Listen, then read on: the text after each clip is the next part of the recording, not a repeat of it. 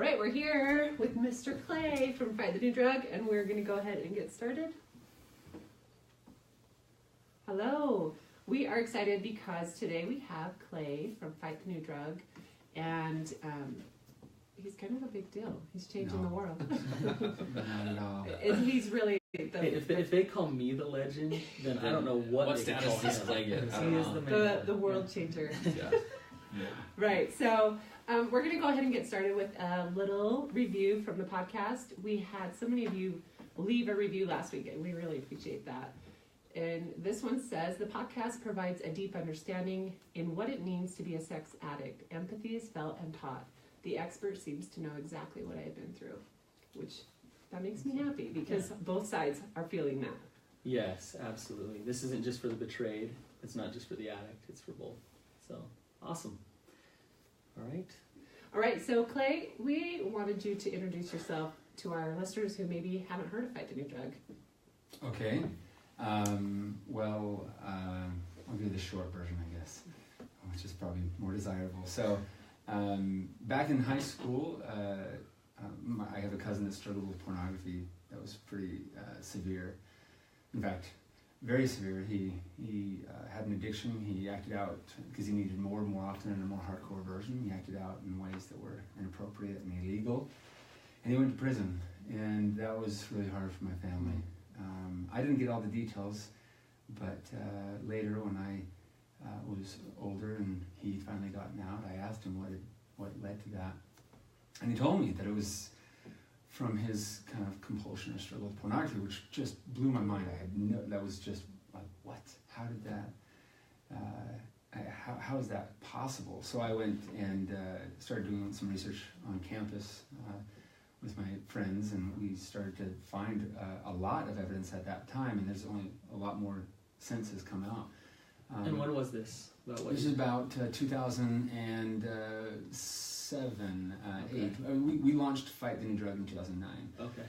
So, I mean, we found a lot of evidence that suggested that pornography could be, harmfully affect individuals, relationships, and society. And we thought, well, what the heck? Why are we talking about this? And we were naive, which I always say is one of my strongest suits, was naivety. Right?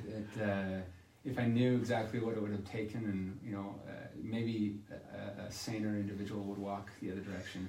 But we saw the need. I had a creative agency at the time, so film and marketing is my background and entrepreneurship. And I thought, let's start a little campaign, kind of like the Truth Campaign against tobacco, but to educate youth on the harmful effects of pornography using science, facts, and personal accounts, and take it outside of the political dialogue and outside of the religious and morality dialogue, and bring it into a public health conversation. And as we started telling people this, they just thought, like, that would never fly. And we launched this little campaign thinking, well, let's see where this goes. And didn't take long for me to recognize that if I wanted to make this go anywhere, I needed to leave my job. So I sold my company to my partners, and I went full-time almost 9 years ago. Wow. So Fight the Drug now is an organization that educates youth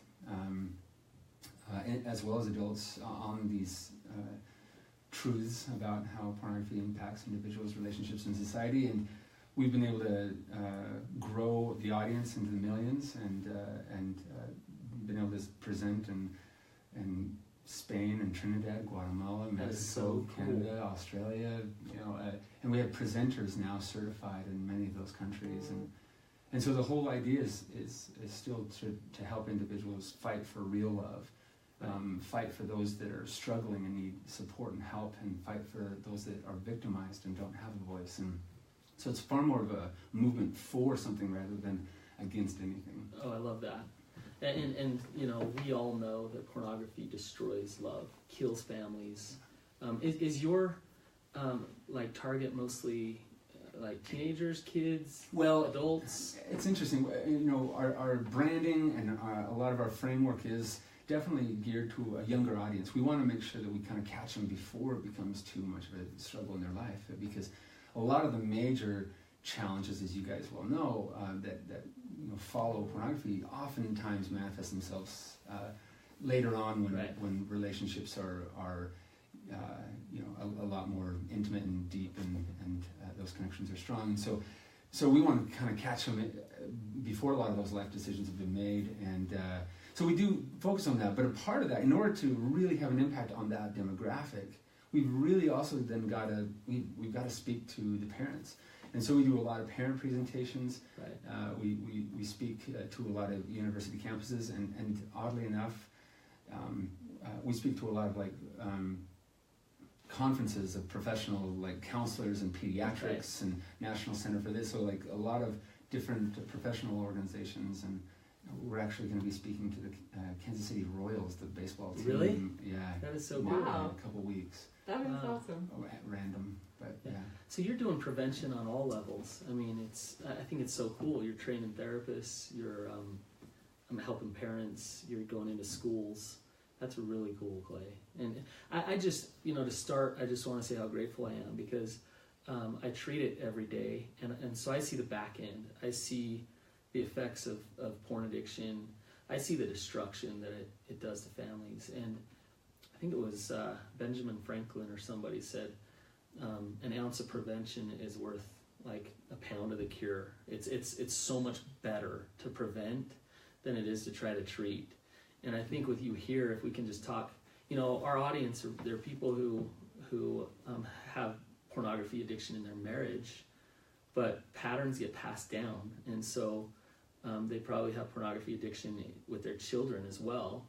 And if we can just break down some helpful tips, some important understanding and knowledge for them about prevention, then I think we'll accomplish our goal today. Yeah, So, I think that's this is a special one for Ashley and I too, because early when we started recovery, the Fight blog was one that I visited daily.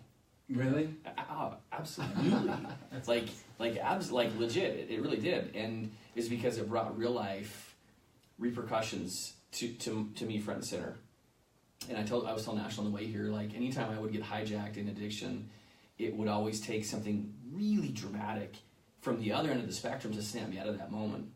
And what's cool is when I would visit the blog, anytime I do visit the blog, I always see a real life effect or account, like a real life story of someone.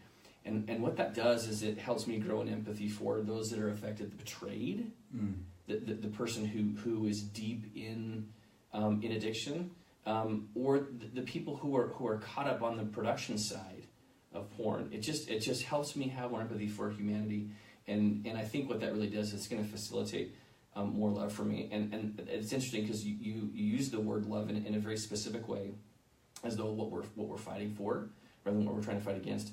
And as everybody starts to listen to this, whether you're the betrayed, whether you're the addicted, or the parents of kids who are addicted, I want you guys to remember that in this battle for love, I mean, I don't want you to consider this necessarily a battle against porn as much as that's the thing, but if you're a parent with a child who's really struggling, they're probably struggling more than what you realize, because I was that kid.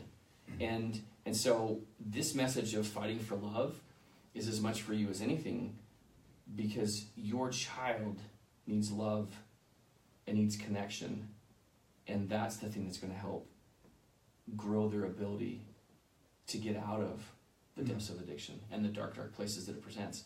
But if you're also the betrayed or you're the addicted, I want you to remember as well that this is as much about creating the love that you really deeply desire, and sometimes the fog of addiction and the shame of addiction blinds us from that. Yeah. But the love and connection is really what I hope that this episode will do for you guys, is help you realize that this is a battle for love in relationships and in families, between parents and kids, and just in humanity as much as anything. When we talk to anybody really, we talk about the fact that research, outside of opinion, research is showing us that pornography is impacting what we love, how much we love, how we think about those we love, and how we even express love.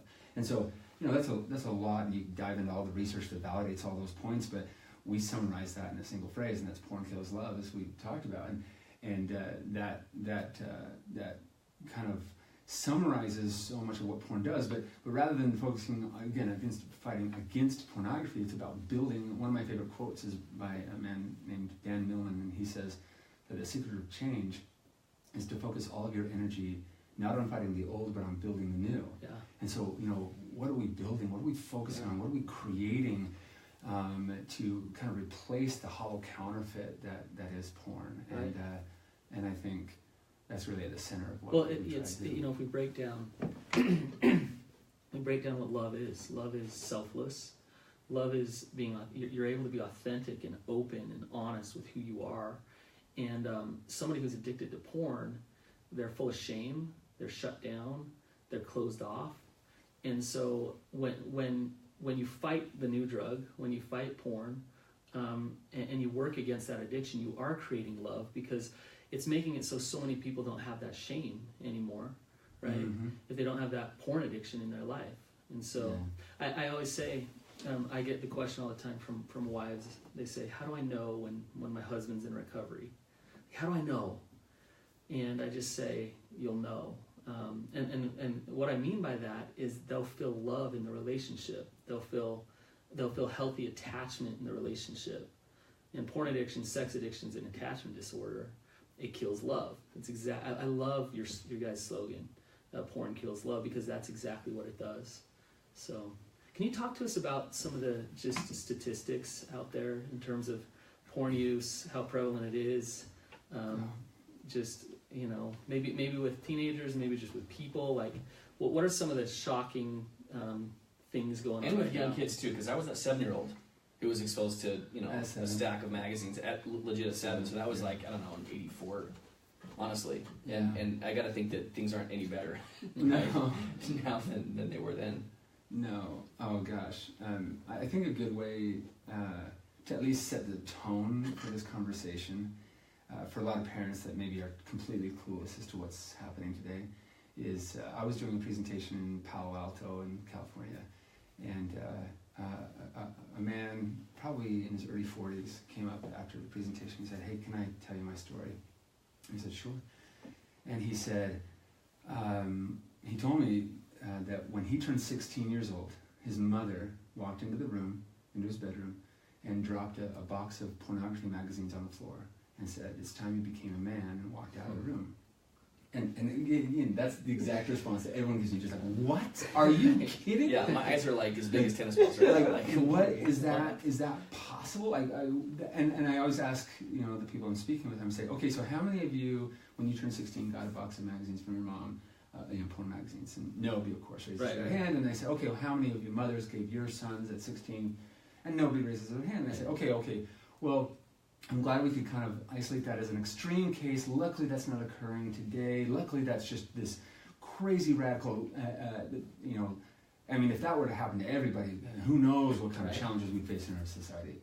And then I kind of pause and say, actually, that exact experience is happening to every single child today, except it's not a box of magazines with bare-chested women in cornfields. It's much worse, as research has shown that 88% of the most popular films found online are aggressive and violent towards women. It's not a box of 100 magazines. It's unlimited, and it's not at the age of 16. It's at the age of 7 or 8. So when we think of that extreme story, and it kind of shocks us, we kind of need to get shocked into the reality That's of what mild. That's the reality of every child going in today. And I think parents need to recognize that, and recognize that this is, parents that tell me, this is, what's wrong with porn? It's been around. It's what was around when I was a kid. Right. I think, oh goodness, you're completely clueless to the realities. It's like comparing a little, baby cute kitten to a saber-toothed tiger with lasers or something. It's just a totally different world today than it was. It's so true. So I don't know. I think that's a good standard to kind of say, okay, so parents, today is different, than it's ever been. This generation is growing up dealing with this issue to an intensity and scale that no generation in the history of the world has ever seen, period. Right. And not only is it more available than any other time and more accepted than any other time, the nature of the material has also evolved along with it. And that cocktail, that combination is where the real tidal wave of harm is kind of come Yep. upon us. Okay, so the follow-up question to that is like, you say that this, per se, this box of porn is being dropped into the laps of like 7-year-olds everywhere. But for the parents who are like, who maybe think, okay, well, I'm not facilitating anything like that, and I have had the conversation about, don't look at that stuff on the computers. But so legit, where are kids, like the mainstream kid who's not looking for porn, right? Where are they actually seeing it on their devices? Like, where are common places where it shows up as you guys have found? Oh my goodness. So first of all, you got to understand that the pornography industry is actually targeting youth. It's not like this thing like, oops, they got a hold of it. Oh, that shouldn't have happened. Let's make sure that we have better regulations around it so that doesn't happen. Please find us. Yes, they want them. And why would they want them? Because if they can get them young, they might have a lifelong client out of them. It's If they can normalize, it's addictive. If they can normalize that behavior among adolescents, by the time that the sexual hormones are really kicking in gear, they already have their default access point right there. So the industry is targeting them in games, children's games. I'm talking children's games. Of course, we know about the Grand Theft Autos and all those things, but we're talking children's games that are targeting them. I could give you example after example of scenarios where it's like Disney characters and you scroll down, and if you where pop-ups come up pointing you to legit porn sites. Of Disney characters. Right. If you search on Google Images, Disney characters, I don't want to give any ideas to the listeners, but it's just inundated, and they're getting so crafty, and they have teams of people focused on how can we get people to stumble. Stumbling is where they want to get you because they know that their product is addictive, and if they can get you to stumble at enough times, you're going to keep coming back to it. And we all have that natural desire and drive for understanding sexuality. Just one little thing One- and the next. One quick example of this is my niece. At the time, she was 9 years old, and every night for a few months straight, she was accessing hardcore pornography on her parents, my sister's iPod Touch. So they thought that she was watching or listening to music because she went to bed, and that's what she told her parents, saying, "I just want to listen to music. Is it okay?" They said, "Sure. If that helps you go to sleep, go ahead." For 3 months straight, she was watching hardcore pornography, aggressive, violent types. And when her parents found out, my sister, she called me and said she was just devastated, in tears, saying, "What is going on?" And again, that's kids are accessing it because younger and younger kids are stumbling upon it. That then creates conversations on the bus and creates conversations on the playground to say, like, "Do you guys know this?" And it kind of normalizes that behavior well. And as they see some of their, these characters that they look up to and have loved all growing up, put into situations and scenarios that are shocking to them, they think, well, maybe that's what adults do. Maybe that's normal. Maybe that's okay. Right. And the curiosity drives them out. I think, I work and I live in a very rigid, affluent, place, and a lot of the parents are very involved in their kids' lives. There's 2 parents and they're very involved. And I think a lot of them think that doesn't happen. What Clay's talking about right now doesn't happen to my kid. No, not my kid, right? But I when you say it's like we're dumping a box of, it's worse than dumping a box of pornography in front of them. Any kid that goes to school, any school, has a friend who has a phone who has access to pornography. So as much as parents want to protect and prevent 100%, the fact of the matter is, when they came out, we were having the problem with the next video that was being shown was pornography. So we're saying, here's on YouTube. Yes, on YouTube. Like, here's hope, here's our story. you guys were the clickbait. We were. Yeah, and isn't that so crazy? they changed all the tags to like unicorns and cupcakes, Butterflies. thinking that would help. And the porn was still there. And it was like, they're really using the same tags? It was crazy. That is So, Yeah, wow. yeah, they really are looking for our kids. Yeah, and a lot of people out there, because the conversation shifts a little bit. When we talk to parents, there's 2 primary audiences that we're speaking to. One group of the parents think that porn is just totally fine, no big deal. Like, what's the problem? It's actually a great way to explore. And so to them, we kind of want to wake them up. We want to kind of talk about the Show reality them of the the research, show them the Yeah. science, and we do, and we kind of That's like awesome. shock. Our intention isn't to shock them, but our intention is to help them understand what's really happening. Right. And then there's the other part of the audience is they overreact. Yes. They are, hey, my kid's watched porn 3 times. He's an addict. Yes. And to them, I want to like calm them down, like breathe. Using the term addict or addicted, we overuse that term, Absolutely. and really we need to be careful, particularly when we're talking about adolescents or teenagers, and using that term. And of course, there are some, particularly in the high school category, that could be dealing with an actual addiction, but many are dealing with strong habituation or compulsive behaviors Right. that haven't yet crossed that threshold of addiction. And I think that nuance of language is important when we talk about this, so that Absolutely. we don't kind of exaggerate or kind of Well, and that escalate it. that shame around that when it's an overreaction like that's almost just as destructive as It the can be, pornography yeah. itself. I see in my practice, I treat 2 types of people. I treat the intense sex addicts who are out sleeping with prostitutes, and then I treat the very goody-goody religious kid who masturbates once a month and considers himself a raging addict. Yeah. Right? Oh. And so I see both sides of it, and on his side I'm trying to help him just let go of the shame, Yeah. be open about some of his struggles, but realize that he's not this addict, right? Bad person. This bad person. Yeah. So I like what you just said, Clay, because I see it day in and day out in my work. So I have a question for you, Clay. Okay. Do you want to teach, right? Because they'll just figure it out on their own.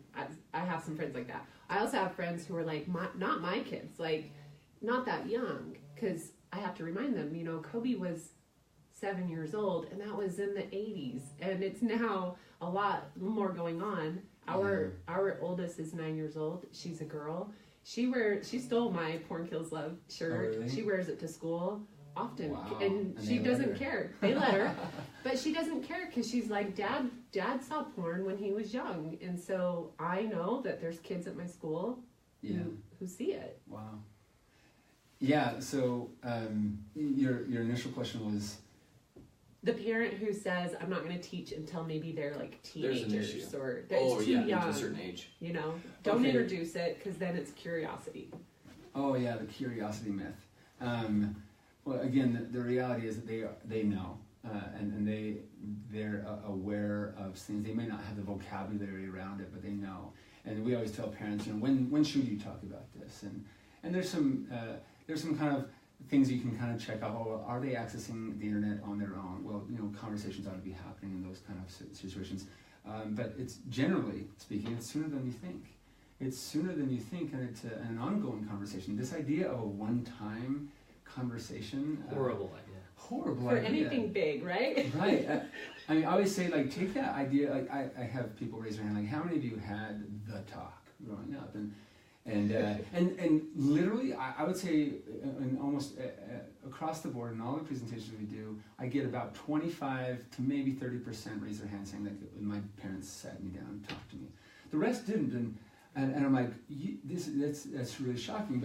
But this idea of a one-time event where you get the slides and popcorn, send the kids out, and you're like doing this big deal, is really actually not very helpful. And I know you have some thoughts around this, and maybe I don't know if you agree with this, but this idea of a big kind of event and a one-time event is problematic in many ways. One is that it should be an ongoing layered conversation that starts sooner than you think and on into their adulthood. Yeah. And two, it shouldn't be a large kind of grand event, because the next time that they maybe get exposed or want to talk or want to open up, they don't know how to get back to that. Because it wasn't a natural kind of dialogue. It's kind of a simple, natural conversation. So we always tell parents, use your surroundings. If a billboard was inappropriate, and don't draw attention to it if they didn't see it, but if they saw it, use it. Say hey, how do you think that depicts women or relationships? Or a commercial for hamburgers, how do you think that's portraying relationships and healthy intimacy? And they can kind of start to dissect that, and so use those opportunities. I absolutely agree with you, Clay. And to make it this big event, you're setting the table for shame, because what you're saying is to talk about your sexuality, to talk about something like that, it's this awkward big thing that we got to talk about. And the reality is that child is a sexual being, they're an emotional being, Sure. they're a spiritual being, and hopefully as a parent you're connecting to them on all levels, and you can create safety in all levels. And so that they, if something happens to them sexually, if they're exposed to pornography, they can come to you and just say, hey, I saw this. This is what happened. I want to talk to you about it, Dad, and discuss it with you. Yeah. But that's not going to happen if you're creating these awkward, big-time, one-time events Where with the your kids kid. are just completely. My parents bought an 8-series VHS tape. Like, Aw. it was intense, and it was. I couldn't. It was bad. Yeah. That's awesome. But they were trying, right? Bless their hearts, right? No, and I love them, and it was great, and they did create a healthy environment of trust, and I could talk to them, but I just recommend not going there for that. Because it's just Absolutely. really hard, and you said something just now, Ren, that I think is important. That this whole idea of shame and judgment. A lot of times, parents, when they find out that their kid has been watching things that they know better, their reaction can sometimes be very aggressive. It goes straight to consequence. Like, Yeah. give me that phone. Go Yeah. home. You're grounded. That's not happening again. How dare you know better? Go talk to Right. if they're religious, their pastor or bishop or whatnot. Right. And what I say is, like, parents, be careful. First of all, you've got to understand that they're living in a world very different than the one you grew up in. Right. So let's have a little bit of empathy for this situation that they're in. And second of all, we need to respond with love, support, encouragement. Right. And that way, when they say, "Hey, Mom, I'm struggling," or "Hey, Dad, I'm struggling," they can say, "All right, well, let's do this. Yeah. I can help you. I can be there for you," rather than, "Well, you know better. Give me that phone." As a parent, it's a paradox. It's a prevention paradox. I'll coin that. Put that. There you go. But it's I'm writing that. and what that means is you have to almost respond the opposite way of what you naturally want to do, because I think naturally you find out your kid's looking at porn, you're gonna freak out and tell them it's bad, and you almost have to go to the opposite, which is normalize it, that they want to see it, let them know that it's desirable in some ways, Yeah. right? And so that they don't feel so much shame about their desire to look at it. And if you do that, then you can create some safety to start to discuss things with them. Yeah. But if you do what you were just talking about, Clay, then what that's going to do is just push them further under the ground. They're going to keep looking at it. They're just going to not talk to you They're going to about get it. better at hiding it. Hiding it and feeling worse about themselves every time they look at it. Yeah. So That was completely me as a kid. It was like the classic story that was my first where my dad found out that I looked at porn was I was probably like 8 or 9. It was in Butte, Montana. It was the middle of the night. We're driving 10 hours to visit family. We stopped to go to the bathroom. I go to the bathroom, come out. The newsstand's there next to the counter where the clerk is, and I find a magazine. Oh, there it is. I know what this is. And I'm just, as an 8-year-old, flipping through it, and my dad walks up behind me after I don't know how long I was looking at it, pulls it out of my hand, puts it back on the shelf, says, "Never do that again."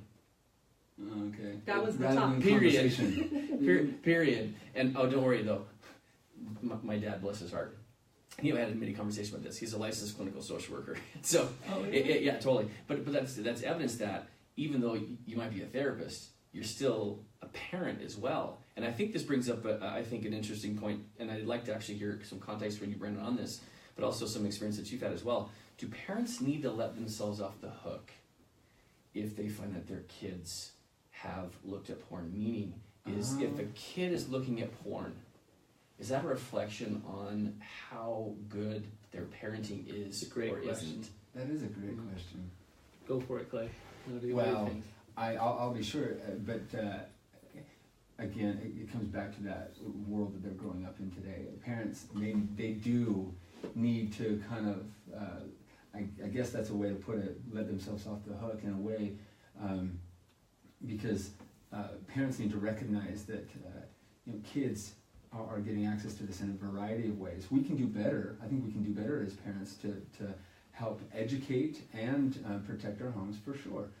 But a lot of parents really think that they are terrible parents because their kid gets wrapped up into pornography, and really there is so much force societal force, cultural force that is pushing from behind to make these kids struggle, and even biological force. And so I think that parents need to just recognize that this is a real challenge of this day, more so than any other time, and that although we can improve, let's not beat ourselves up. It's kind of the same thing we wanted to tell the addicts. Let's not make it worse.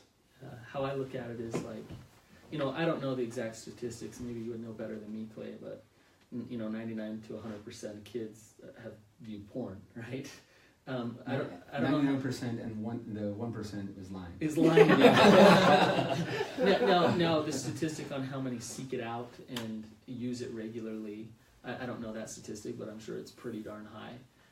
That means if we go under the notion that if your kid looks at porn, you're a bad parent, then there's a lot of bad parents out there. Everyone's a bad parent, right? But I look at it more as like, for me, I know that my kids, I have 4 kids. Chances of none of them ever viewing pornography or seeking it out are very slim. 0. Yeah. So I look at it instead of this thing of like, oh my gosh, my kids are screwed, right? It's an opportunity for me to connect with them in a whole new way that my parents never had that opportunity, and it'll push me as a parent to be safer, to be closer to them, to be more empathetic, and so it can really help our relationship, I think, and it'll help me be a good dad to normalize it that they will probably see porn, right?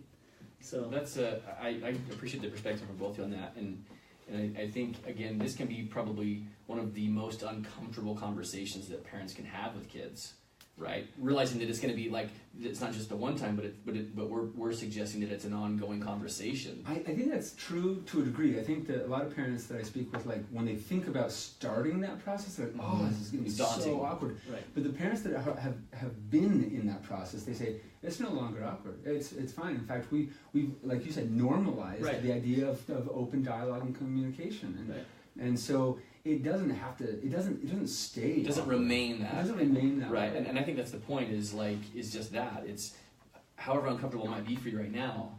Your threshold of what's uncomfortable will grow to where it's a very normal thing that can actually happen very organically. In fact, even in our home, like anytime we walk in the mall, and of course Victoria's Secret's in front and center in the mall, our girl's like, okay, there's some bad pictures, and it's not just like. It's like this 45-foot long wall of a Victoria's Secret model, and our girl's like, okay, Dad, there's the big bad picture. It's like, of course, well, let's just about face and walk the other way. There it is, no big deal. Let's just keep rolling. But you can talk about it, and we do, and our girls talk about it regularly as well. It's a great example of like using natural experiences to open up a dialogue. Yeah. Well. It is what it is. Just go to the mall and you can have that pretty easily, right? But and I think you say use natural experiences, and I love that because there's plenty of opportunities. But I think when you use natural experiences, be natural. Is when something comes up, if you freak out as a parent or get really awkward, or you're trying to talk normal about it, your kid can pick up on that energy. And they're not going to want to talk to you about it even if you're trying, right? That's a good point. So the more you do it, the more you discuss it, the more comfortable you'll get as well. Mm-hmm. So, right. I've told people if you don't feel comfortable and it feels awkward and forced, you need to practice it with your spouse. Like go and have a conversation in your bedroom alone, and then go and do it, because it's so. If you're that uncomfortable and you don't talk about hard things in your family, and then all of a sudden you're trying, it comes off as really awkward. And luckily, there are some tools out there to help in that process of those conversations. There's organizations that really focus on providing some kind of, I guess, templates or resources or books that can help those conversations. Protect Young Minds has a book called Good Pictures, Bad Pictures. They have another one with a junior version. Mm-hmm. They have it in Spanish as well, which can kind of maybe take the edge off a little bit. Say, hey, let's read this book, and then that kind of naturally spawns dialogue. Educate and Empower Kids is another good organization that has a lot of great content. There are many out there, and I would just recommend, like, if you are in that place where you don't know where to turn or how to go, maybe use some of these resources that might might Well, steer and, that. and Fight the New Drug is the best, I think, in terms of your guys' content is so well done, and it's entertaining. It's like I could show it to, if I had a teenage son, to him, and we'd have a great time watching it together, you know. But you're tackling a really hard topic, and you guys do a great job at providing that content. I think it's a great resource for parents to start the dialogue. Yeah, I appreciate you saying that. I'll pay you later. And Fight the Drug, kind of focuses on a particular demographic. I think if you're talking to kids younger in the elementary age, it's kind of college or high school. Well, high school, middle school, high school, college. Okay. But like if you're talking to elementary, Right. Fight the Drug might give you some good foundational understanding to have a discussion. But as far as there are resources that are more catered to actually hitting those younger generations. Right. And I mentioned those, and I think that responding with again without the shame, with love and support and natural. I think that is just the best way that we could possibly approach this conversation.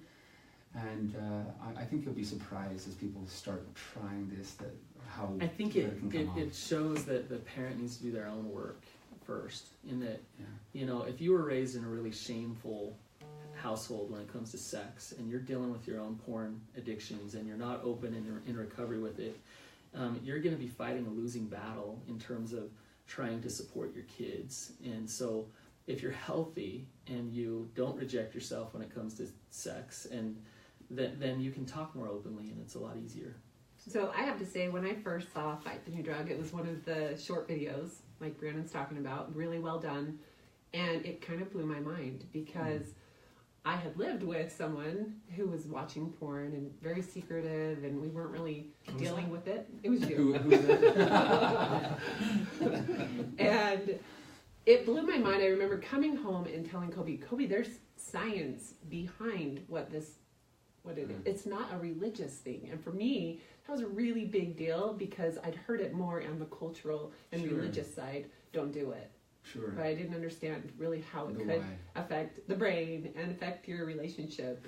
And studies show that when it comes to youth today, they've been measuring trust among youth since the early 70s, and they found that this generation rising today is the least trusting of any of the generations prior. And of course that actually makes a lot of sense. They have Google, right? So tell me something, but I'm going to go validate it and check it out, right? So they're the least trusting, but among the things that they did trust, or that they do trust, is science. And so I always tell parents, what should I say? Well, I say first, don't say much, listen and ask questions. Understand what they know, what they don't know, what kind of misunderstandings they have, and just listen. Second, teach them the facts. They respond to the facts, and if you are educated on them, you can be an authority in that category. And then third, share your family values. Very, very important, but most parents skip 1 and 2 and jump right to 3. Yes. Share your family values. And then a lot of teens are kind of figuring out what they believe, if they believe what you believe, and so they're very important. And in that sequence is we found the most effective. And then the fourth thing on that list is repeat. Repeat, ongoing. So I love that. Brandon, you had a really great anecdote as well. I remember from a podcast episode, and I don't remember which one, but what is a really great one-liner for a parent of young kids that they can use if they see that their child, who's maybe 10 and under, is looking at porn?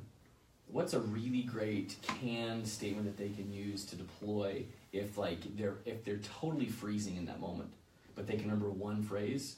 What could that be? That's a good question. I don't know if I'd give you a phrase, but I'd just say to get curious with them. But what could that phrase look like?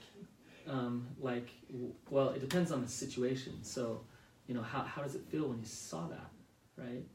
What's that like for you? You don't want to judgment. Yeah, you don't want to interrogate. You're not Right. leading them anywhere. You're really inquisitive, loving, trying to empathize with how they're feeling in that moment. So then you can start to go down that list that Clay just gave. I think that's perfect. I've had this question. Can I tell them I'm disappointed in them? They already know, right? Yeah, I wouldn't jump there. I wouldn't jump there. No way. either.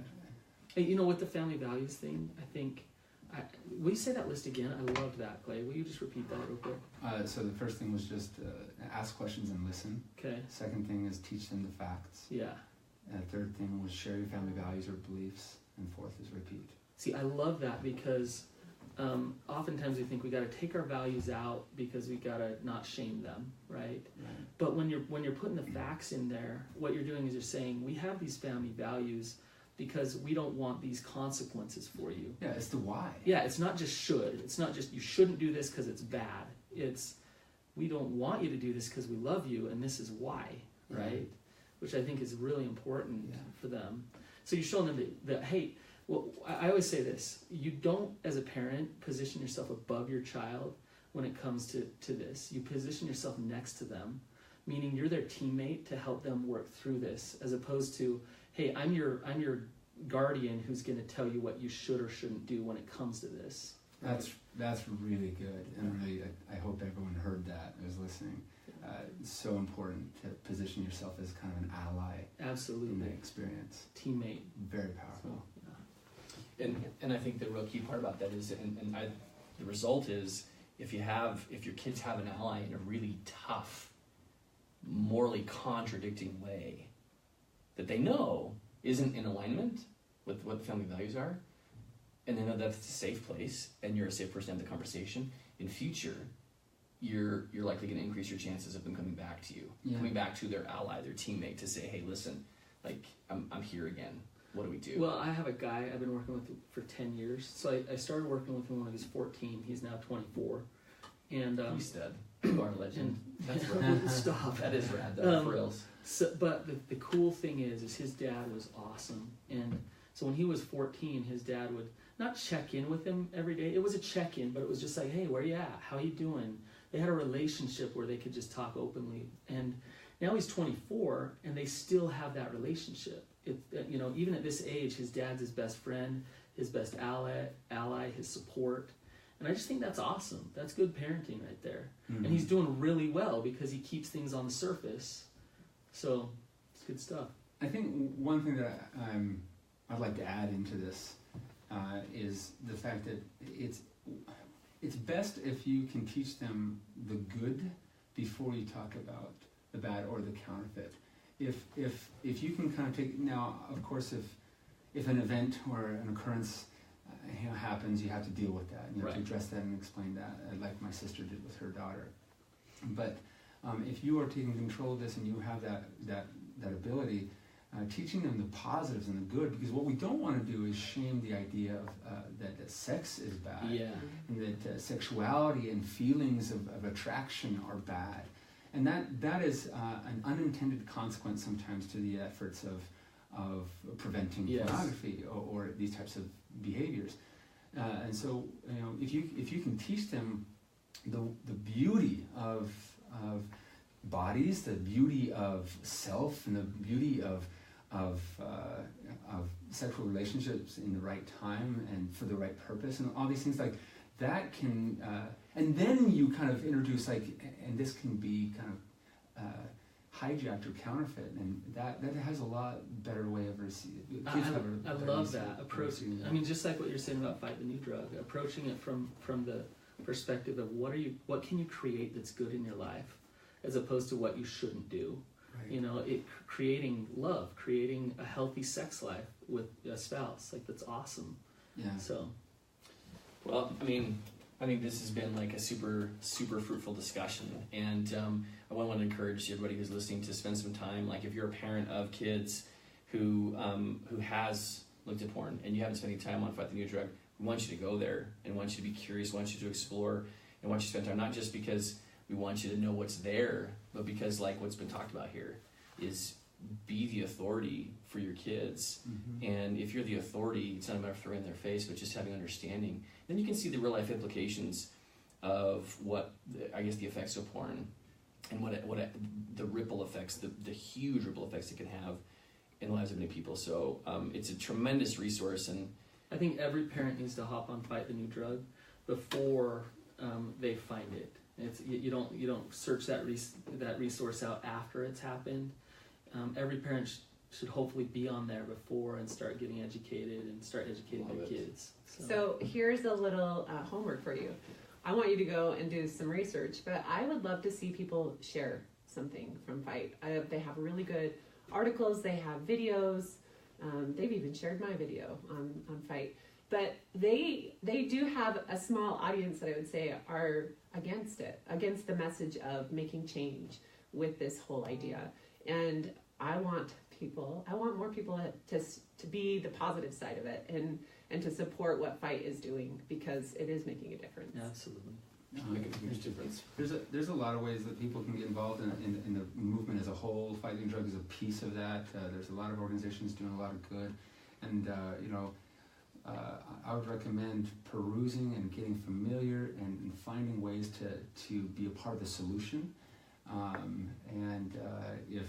If part of that is engaging with some of the content that we produced or engaging some of the campaigns we do, awesome. If it's some of the other things that some of these other great organizations are doing, that's awesome. It's just, I think collectively we need to come together. No question. To fight for love, to change the conversation, and to move in a more healthy and loving direction as a society. Absolutely. Love it. So, guys, if you've heard anything that you really enjoyed that's spoken to you, please share this. I want to remind you that this episode, especially if you're watching here on Facebook, you can share this, whether it's on your page, whether it's in a private message. This can be shared, and you never know who is struggling or who in future might struggle and might need a resource like this to be able to be exposed to really good content on how to address this issue. So thanks for being here, you guys. I have one more thing. Yes, Sorry please. to add this in, but I just want parents to be aware of this. If they do find out that their child is struggling with this, or even their spouse or whatnot, there are a lot of resources out there to help them, in addition to dialogue and conversation, and in addition to resources that they have in their local communities, such as clergy and counseling and whatnot. We developed an app called Fortify that's free for youth, and it provides. We just launched a brand new version of it, which is really exciting, and it's helped nearly 100,000 people in over 155 countries. And there's support, there's community, there's tracking, there's data, there's. And just as doing this day in and day out, Clay, I just want to endorse that. And I've had a lot of my clients get the content from Fortify, and it's spot on, and it's really good. Oh, awesome! Yeah. So it's a resource out there that if you need it, it's free for you. So just be aware of that. Awesome. Okay, guys, thanks so much, Clay. Appreciate having you. We'll see ya. Thanks. Brad. See you guys. See you.